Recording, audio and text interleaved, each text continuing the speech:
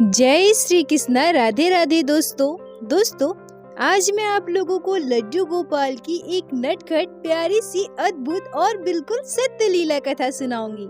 सच में हमारे छोटे से बाल गोपाल अपने भक्तों के साथ कितनी लीलाएं करते हैं जो हमारे समझ से कई ज्यादा परे हैं। आज की यह कथा सुनकर आपका हृदय प्रसन्न हो जाएगा। आज की इस लीला कथा को सुनकर आप समझ पाएंगे कि जिस तरह से हम अपने बाल गोपाल को अपना सब कुछ मानते हैं, अपने परिवार का अहम सदस्य मानते हैं और उन्हें अपना मानते हैं, तभी तो हम अपने कान्हा से जिद भी करते हैं, उनसे किसी चीज की मांग भी करते हैं। कभी हम अपने बाल गोपाल के सामने रोते हैं तो कभी खुशी से अपने छोटे से कान्हा को प्रेम करते हैं और उनसे लाड लड़ाते हैं। हम यह मानते हैं कि हमारे बाल गोपाल हमारे अपने हैं। हम उनसे बिल्कुल वैसा ही व्यवहार करते हैं जैसा हम अपने परिवार के सदस्यों के साथ करते हैं। अगर हम अपने छोटे से बाल गोपाल के साथ ऐसा रिश्ता बनाते हैं तो हमारे लड्डू गोपाल भी हमें अपना मानते हैं, हमसे जिद भी करते हैं, हमसे गुस्सा करते हैं, हम पे हक जताते हैं और किसी चीज की मांग भी करते हैं। हम लड्डू गोपाल के भक्त उनके श्रीमुख को देखकर यह समझ सकते हैं कि आज हमारे बाल गोपाल, हमारे लल्ला उदास हैं और आज हमारे बाल गोपाल खुश हैं। आज की यह लीला कथा आपके हृदय को खुशी से भर देगी, तो कृपया वीडियो को पूरा अवश्य देखिएगा। आज की यह लीला कथा हमारे साथ शेयर की है झांसी में रहने वाली पूनम जी ने। पूनम जी हमसे कहती हैं कि हमारे घर में लड्डू गोपाल स्वयं आए थे। लड्डू गोपाल ने स्वयं हमें सेवा के लिए चुना था। मेरी शादी को 17 साल हो गए हैं और पिछले 12 वर्षों से मैं लड्डू गोपाल की सेवा कर रही हूँ। और जैसा मैंने बताया कि लड्डू गोपाल स्वयं ही हमारे घर आए हैं। 12 साल पहले जब मेरा बेटा लगभग 3 साल का था, तब वो अपने पापा के साथ बाजार गया था। मेरे हस्बैंड बाजार से पूजा के लिए कुछ पीतल के बर्तन खरीदने जा रहे थे। मेरा बेटा अपने पापा के साथ जाने के लिए जिद करने लगा, रोने लगा, इसलिए मेरे हस्बैंड को उसे लेकर जाना पड़ा। पूनम जी कहती हैं कि मेरे मायके में मेरी मम्मी पूजा पाठ तो किया करती थी, पर हमारे घर में लड्डू गोपाल की सेवा नहीं थी। पर मैंने अपने पड़ोस की एक आंटी के घर पे लड्डू गोपाल की सेवा होते देखा था, इसलिए मुझे लड्डू गोपाल के बारे में पता था। लेकिन मेरे ससुराल में लड्डू गोपाल की सेवा नहीं होती, न ही यहाँ आसपास मैंने कभी किसी को लड्डू गोपाल की सेवा करते देखा है। इस वजह से मेरे हस्बैंड को शायद उस समय लड्डू गोपाल के बारे में कुछ भी नहीं पता था। उन्हें यह भी नहीं पता था कि अगर हम लड्डू गोपाल के श्री विग्रह को अपने घर लेकर आते हैं तो उनकी हमें नित्य सेवा करनी पड़ती है। दुकान में जब मेरे हस्बैंड कुछ बर्तन खरीद रहे थे, तभी मेरे बेटे की नजर दुकान में रखे लड्डू गोपाल के श्री विग्रह पर पड़ी और वह लड्डू गोपाल को लेने के लिए जिद करने लगा, रोने लगा। तब मेरे हस्बैंड ने मेरे बेटे को लड्डू गोपाल का श्री विग्रह खरीद कर दे दिया। जब वो लोग लड्डू गोपाल के श्री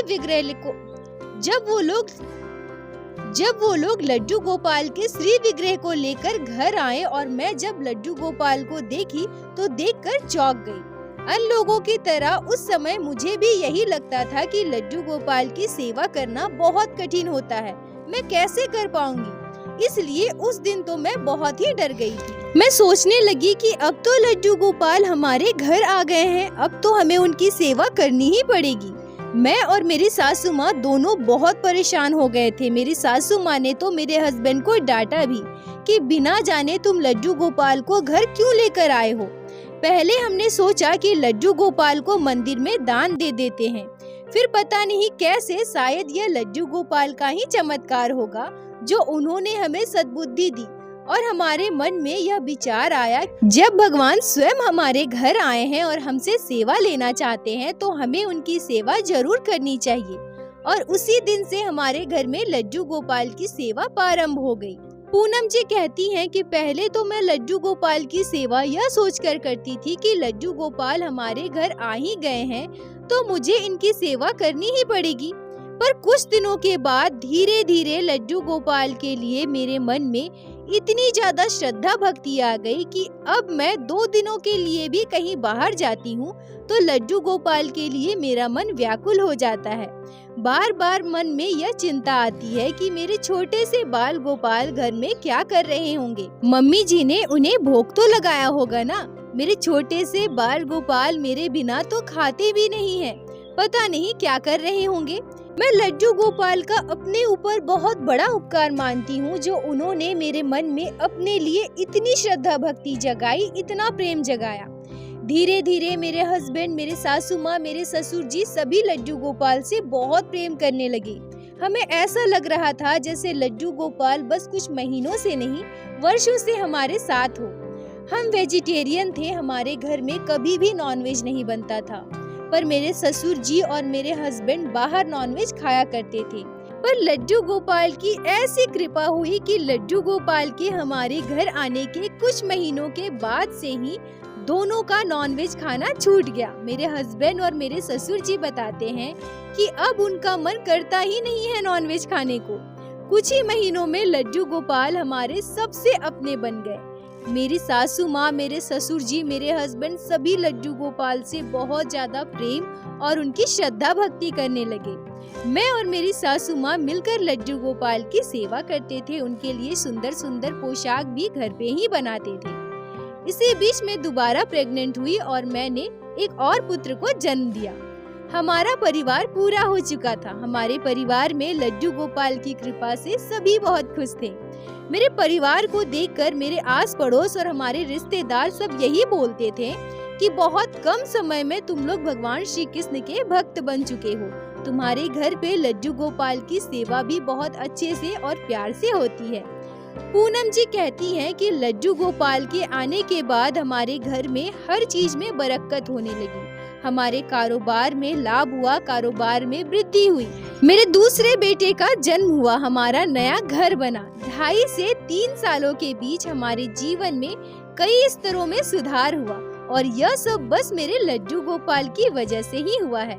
सब लड्डू गोपाल की ही कृपा है। पूनम जी कहती हैं कि मेरे साथ लड्डू गोपाल की अद्भुत और चमत्कारी लीला उस समय घटी जब मेरा छोटा बेटा 2.5 साल का था और मेरा बड़ा बेटा लगभग 6-6.5 साल का था। वैसे तो हम लोग जब भी पूरे परिवार के साथ घर से बाहर जाते थे तो अपने लड्डू गोपाल को अपने साथ लेकर ही जाते थे और मैं लड्डू गोपाल को अपना पुत्र मानती थी और पुत्र मानकर ही लड्डू गोपाल की सेवा करती थी।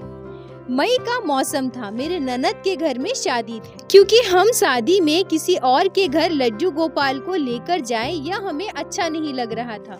मैं भले ही लड्डू गोपाल को अपना पुत्र मानती थी, पर मैं हर समय अपने लड्डू गोपाल को किसी को भी स्पर्श करने नहीं देती थी। हमेशा स्वच्छ और शुद्ध कपड़ों में ही हम लड्डू गोपाल को स्पर्श करते थे। शादी के माहौल में इतने भीड़ भाड़ के बीच हम लड्डू गोपाल का अच्छे से ख्याल नहीं रख पाते और वहाँ स्वच्छता का ध्यान भी नहीं रख पाते। अगर कोई अचानक से आकर मेरे लड्डू गोपाल को गोद में लेना चाहे तो हम उन्हें मना भी नहीं कर पाएंगे। और शादी वाले घर में लड्डू गोपाल की ठीक से सेवा नहीं हो पाती।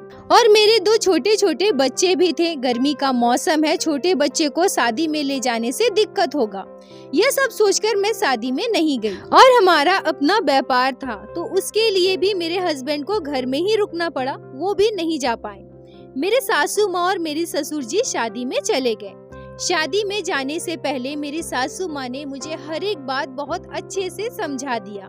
बच्चों का ध्यान रखना, लड्डू गोपाल की सेवा अच्छे से करना, समय पर लड्डू गोपाल को भोग लगा देना। और उसके बाद मेरी सासू माँ और मेरे ससुर जी मेरे ननद के घर शादी में चले गए। मेरे हस्बैंड सुबह सुबह दुकान चले जाते थे और देर रात घर वापस आते थे। उनका खाना भी हम दुकान के स्टाफ के हाथों दुकान ही भिजवा देते थे। गर्मी की वजह से हम रात को दही जमाने के लिए रख देते हैं और सुबह सुबह दही और पराठा या रोटी का नाश्ता करते हैं। दही मेरे बेटे, मेरे हस्बैंड और मेरे घर में सभी को बहुत पसंद था, पर हम अपने लड्डू गोपाल को कभी भी दही का भोग नहीं लगाते थे। जैसे कि हम सबको पता है कि सुबह सुबह हम अपने लड्डू गोपाल को दूध का ही भोग लगाते हैं, इसलिए मैं प्रतिदिन अपने लड्डू गोपाल को दूध का ही भोग लगाती थी। एक दिन मेरे साथ एक आश्चर्य कर देने वाली घटना घटी। मेरे हस्बैंड सुबह सुबह अपना नाश्ता लेकर दुकान चले जाते थे। वो घर पे नाश्ता नहीं करते। मैं उनका नाश्ता देकर खुद स्नान करने चली जाती हूँ। स्नान करके आने के बाद मैं अपने बच्चों को नाश्ता देकर लड्डू गोपाल की सेवा के लिए चली गई। प्रतिदिन की भांति उस दिन भी मैं लड्डू गोपाल को स्नान करवा के उनका श्रृंगार करके उन्हें दूध और फलों का भोग लगाती हूँ। जैसे ही मैं दूध का भोग लड्डू गोपाल को लगाती हूँ, दूध की कटोरी मेरे हाथ से छूट जाती है और पूरा का पूरा दूध कटोरी से नीचे गिर जाता है। फिर मैं दोबारा दूसरा दूध गर्म करके लड्डू गोपाल को भोग लगाती हूँ। पर ये क्या, जैसे ही मैं दूध की कटोरी लड्डू गोपाल के आगे रखती हूँ, अपने आप वह कटोरी पलट जाती है। मैं तो बिल्कुल आश्चर्य हो गई, ये क्या हो रहा है, बार बार दूध क्यों गिर जा रहा है। मैं सोची कि हो सकता है कि हमारे छोटे से बाल गोपाल की ही यह लीला हो और उन्हें दूध नहीं पीना, इसलिए वो बार बार दूध की कटोरी गिरा दे रहे हैं। अब मैं दोबारा लड्डू गोपाल को दूध न देकर फल और मिठाई का भोग लगाती हूँ और वापस अपने बच्चों और काम में लग गई। दूसरे दिन मेरे साथ एक और अद्भुत और चौंका देने वाली घटना घटी। कल तो मेरे हाथ से दूध की कटोरी ही गिरा था, जिससे मैं दोबारा से पतीले का दूध गर्म करके लड्डू गोपाल को भोग लगा पाई थी। यह बात अलग था कि मेरे बाल गोपाल को दूध ही नहीं पीना था, इसलिए उन्होंने दोबारा भी दूध गिरा दी। पर आज तो बिल्कुल चौंका देने वाली घटना घट गई। मेरे दूध के पतीले को मैंने ढक कर रखा था, पर जैसे ही मैं लड्डू गोपाल को दूध का भोग लगाने के लिए दूध का पतीला खोलती हूँ, उसके अंदर एक मक्खी गिरी हुई थी। यह देखकर तो मैं बिल्कुल परेशान हो गई। मैं अपने बाल गोपाल को अब क्या भोग लगाऊंगी। फिर मैं लड्डू गोपाल को फल और मिठाई का भोग लगाई। पूनम जी कहती हैं कि मुझे तो पता ही नहीं था कि मेरे बाल गोपाल पिछले 2 दिनों से बार बार अपना दूध क्यों गिरा रहे हैं। उस दिन मैं लड्डू गोपाल को भोग लगाकर उसके बाद अपना नाश्ता लेकर अपने कमरे में चली गई। मेरा बेटा पहले से ही हॉल में बैठकर नाश्ता कर रहा था और टीवी देख रहा था। तभी मेरा बेटा हॉल से मुझे चिल्लाकर आवाज देता है कि मम्मी, आप भाई को अलग से दही पराठा दे दीजिए ना, देखिए ना वो मुझे बार बार परेशान कर रहा है। मैं अपने बेटे को अपने कमरे से ही कहती हूँ कि क्यों, क्या हो गया, तुम ऐसा क्यों कर रहे हो। वो मुझसे कहता है कि तब से भाई मुझे आवाज लगाकर दही मांग रहा है, आप उसे दही दे दीजिए ना। मेरे बड़े बेटे का नाम रोहित और मेरे छोटे बेटे का नाम मोहित है। मैं अपने बड़े बेटे रोहित से कहती हूँ कि मोहित तो अभी सो रहा है, तो तुमसे दही कैसे मांगेगा। मेरा बेटा मेरे पास आता है और मुझसे कहता है कि नहीं मम्मी, तब से मोहित मुझे आवाज लगाकर दही मांग रहा है, आप उसे दही दे दो ना। मैं अपना दही उसे नहीं देने वाला। मैं अपने बेटे से कहती हूँ कि वो तो सो रहा है, तुम गलत सुने होंगे, तुमसे वो दही क्यों मांगेगा, घर में तो इतने सारे दही पहले से है ना, वो खुद खा लेगा, तुम जाओ अपना नाश्ता करो। मेरा बेटा मुझसे कहता है कि नहीं मम्मी, वो मुझे परेशान कर रहा था, बार बार आवाज लगा रहा था। मैं अपने बेटे रोहित को डांट कर वहाँ से भेज देती हूँ और कहती हूँ कि तुम जाकर अपना नाश्ता करो। पूनम जी कहती हैं कि मुझे लगा कि ये मेरे बेटे का वहम होगा, दोनों भाई हमेशा लड़ते रहते हैं, इसलिए अपने छोटे भाई को मार खिलवाने के लिए या उसे डांट सुनाने के लिए रोहित ने ऐसा बोला होगा। गर्मी का मौसम था। मैं दोपहर को अपने दोनों बच्चों को खाना खिलाकर जरूर सुलाती हूँ। दोपहर के लगभग 2-2:30 बजे मैं अपने दोनों बेटे को सुलाने की कोशिश कर रही थी। दोनों बेटे के सो जाने के बाद मेरी आंख भी लग गई और मैं सो गई। तभी मुझे नींद में ऐसा आभास हुआ कि मेरे सर के पास एक छोटा सा बच्चा खड़ा है। मैं सर घुमाकर जब पीछे पलटकर देखी तो मैं स्पष्ट उस बच्चे का चेहरा तो नहीं देख पाई, पर मुझे ऐसा लग रहा था कि 4-5 साल का कोई बच्चा मेरे सर के पास खड़ा है और वो मेरी हाथ पकड़कर मुझे खींच रहा है। मुझे नींद में बिल्कुल भी समझ में नहीं आ रहा था कि ये क्या हो रहा है। तभी वह बच्चा कहता है कि मुझे भी दही चाहिए, अब मुझे भी दही दो ना। मैं उस बच्चे की हर बात सुन तो पा रही थी, पर मैं उससे कुछ कहूँ, कुछ प्रतिक्रिया दूं, यह सामर्थ्य उस समय मुझ में नहीं था। वह बच्चा फिर से मुझसे कहता है कि आप प्रतिदिन घर में दही जमाती हैं, घर का दही तो कितना स्वादिष्ट होता है, आप मुझे क्यों नहीं देती हैं? मुझे भी तो दही खानी है ना। आप तो बस प्रतिदिन मुझे दूध का भोग लगाती हैं, मुझे दूध नहीं पीना, मुझे भी दही खाना है। यह कहकर वह बच्चा मेरा हाथ खींचता है। सपने में मैं कुछ और देख पाती, कुछ समझ पाती, इतने में मेरा छोटा बेटा रोने लगा। मेरी नींद खुल जाती है, मैं चौंक कर उठकर बैठ जाती हूँ। मुझे कुछ भी समझ नहीं आ रहा था कि मेरे साथ सपने में क्या हुआ, इस सपने का क्या मतलब है, कौन था वो बच्चा जो मुझसे ये सब बोल रहा था, मुझे किसे दही देना है, मैं किसे दही नहीं देती। तभी मुझे उस बच्चे की बात याद आती है, आप मुझे प्रतिदिन दूध का भोग लगाती हैं। पूनम जी कहती हैं कि भोग लगाती हूँ, मैं तो बस लड्डू गोपाल को भोग लगाती हूँ ना। अब मेरा दिमाग ठनका, मुझे वह सारी बातें याद आ गई जो पिछले 2 दिनों से मेरे साथ घट रही है। मैं समझ गई कि हो ना हो ये मेरे छोटे से बाल गोपाल ही होंगे। उन्हें प्रतिदिन मैं दूध का भोग लगाती हूँ ना, शायद मेरे बाल गोपाल को घर का जमाया हुआ मेरे हाथों का दही का भोग लगाना हो, इसलिए मेरे छोटे से बाल गोपाल पिछले 2 दिनों से दूध गिरा दे रहे हैं और मैं अभागन समझ नहीं पा रही। फिर मुझे अपने बेटे रोहित की बात याद आ गई। वह मुझसे कह रहा था कि मम्मी, भाई मुझे बार बार दही मांग रहा है, जबकि उस समय मेरा छोटा बेटा मोहित तो सो रहा था।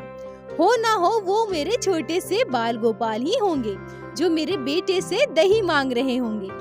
पूनम जी कहती हैं कि पूरे घटनाक्रम को समझने में मुझे देर नहीं लगी। मैं समझ गई कि इतने गर्मी में जब खुद हमें और हमारे बच्चे को दूध पीने का मन नहीं करता, तो हम अपनी सुविधा के लिए अपने पसंद के अनुसार दही जमा कर खाते हैं, तो फिर हम अपने लड्डू गोपाल को दूध का भोग क्यों लगाते हैं। मैं प्रतिदिन अपने घर में सबके लिए दही जमाती थी, हम लोग नाश्ते में दही खाते थे और मेरे बाल गोपाल को मैं प्रतिदिन दूध का भोग लगाती थी। मैं तुरंत उसी समय उठकर अपने छोटे से बाल गोपाल को दही का भोग लगाई और अपने बाल गोपाल के आगे हाथ जोड़कर उनसे क्षमा मांगी और उनसे कही कि हे प्रभु, मुझे माफ कर दीजिए, मैं नादान हूँ, आपकी ही संतान हूँ, मुझे माफ कर दीजिए मेरे लड्डू गोपाल। मैं समझ नहीं सकी, मुझ में इतना ज्ञान नहीं है, पर अब से ऐसा कभी नहीं होगा। मैं खुद जो भी खाऊंगी, अपने बच्चे को जो भी खिलाऊंगी, मैं आपको उसी का भोग लगाऊंगी, क्योंकि आप भी मेरे लिए मेरे बच्चे के समान ही हैं। पूनम जी कहती है कि जब मेरी सासू माँ घर वापस आई और मैं अपने घर में सबसे इस बारे में बात की, पूरे घटनाक्रम को जब मैं सबको बताई, तो मेरी बात सुनकर सब चौंक गए। सब मेरी बात से आश्चर्य थे कि कैसे हमारे छोटे से बाल गोपाल हमारे साथ इतनी बड़ी लीला रचाई। मेरी सासू माँ मुझसे कहती है कि बहू, अब से हमारे घर में जो भी बनेगा, हम जो भी खाएंगे, हम सबसे पहले अपने लड्डू गोपाल को भोग लगाएंगे।